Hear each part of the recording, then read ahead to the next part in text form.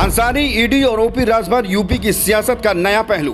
अंसारी पर चला ईडी का हंटर तो बीजेपी पर भड़के ओपी राजभर ने ईडी, सीबीआई और बीजेपी के कनेक्शन पर कर दिया बड़ा खुलासा।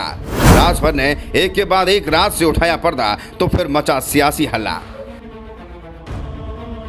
जिन ओम प्रकाश राजभर को कल तक बीजेपी के इशारे पर सपा से नाता तोड़ने और बीजेपी के साथ कभी भी शामिल होने के लिए घेरा जाता था, आज उन्हीं राजभर ने बीजेपी को इस कदर लताड़ लगाई कि बीजेपी के साथ उनके संबंध बताने वाले भी मौन साध कर बैठे हैं।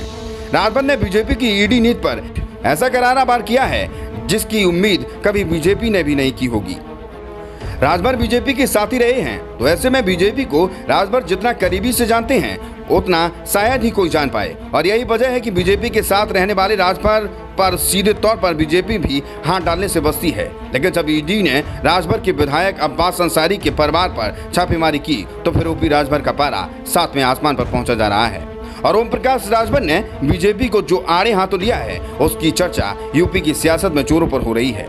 ओम प्रकाश राजभर ने राज्य सरकार के साथ साथ केंद्र सरकार को ऐसा धोया है कि अब बीजेपी वालों को जवाब देना नहीं बन रहा, क्योंकि राजभर ने बीजेपी की कथनी और करनी का ऐसा फर्क समझाया जो बीजेपी के लिए गले की फांस बन गया है। दरअसल ईडी ने मुख्तार अंसारी के गाजीपुर स्थित पैतृक आवास के साथ 11 ठिकानों पर उनके 3 करीबियों के आवास पर छापेमारी की। मुख्तार अंसारी सुहेलदेव भारतीय समाज पार्टी के विधायक अब्बास अंसारी के पिता हैं। इस पूरे मामले को लेकर जब सुहासपा प्रमुख ओम प्रकाश राजभर से बातचीत की गई तो उन्होंने इसे राजनीति से प्रेरित कार्रवाई बताया है। ओम प्रकाश राजभर ने कहा कि मुख्तार अंसारी ईडी की कार्रवाई राजनीति से प्रेरित है। अगर ये राजनीति से प्रेरित नहीं होती है तो ईडी ऐसी कार्रवाई विपक्ष के नेताओं पर क्यों नहीं करती? सत्ता पक्ष के नेताओं पर ईडी, सीबीआई की कार्रवाई क्यों नहीं होती है? कांग्रेस के जमाने में भी मैंने देखा था कि सुप्रीम कोर्ट में कमेंट किया था और सीबीआई को फालतू तोता कहा था। ओपी राजभर ने आगे कहा कि अगर ईडी और सीबीआई की ये कार्रवाइयां सभी लोगों पर होती तो फिर सरकार की मंशा पर कोई सवाल नहीं उठाता, लेकिन ये कार्रवाई जो मुख्तार अंसारी पर हो रही है वो राजनीति प्रेरित है।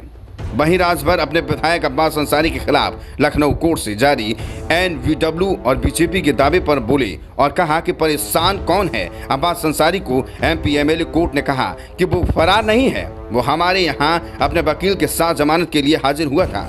उसको बेल नहीं दी गई तो वो अपनी जमानत के लिए कानून प्रक्रिया लगाए हुए है और पुलिस को कहा कि जहां वो रहते हो उन्हें 25 अगस्त तक नोटिस देकर हाजिर करो।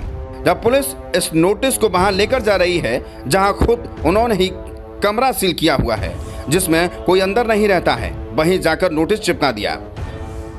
जब इस बात की जानकारी अब्बास तक जाएगी तभी तो वो कोर्ट जाएगा। राजभर ने साफ कहा कि बीजेपी खुद जाल बिछाती है और फिर उसी जाल में विरोधी दलों को, नेताओं को फंसाने का काम किया जाता है ताकि बीजेपी अपने सामने से हर विरोधी को हटाकर अकेली सियासत में काबिज रह सके।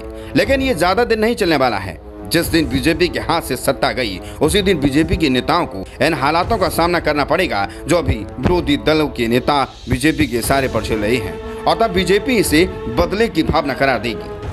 राजभर की माने तो बीजेपी को सरकारी एजेंसियों के दुरुपयोग को वक्त रहते रोकने की जरूरत है। अगर ऐसा नहीं किया गया तो फिर अंजाम जो होगा उसकी जिम्मेदार खुद बीजेपी होगी। Bureau report.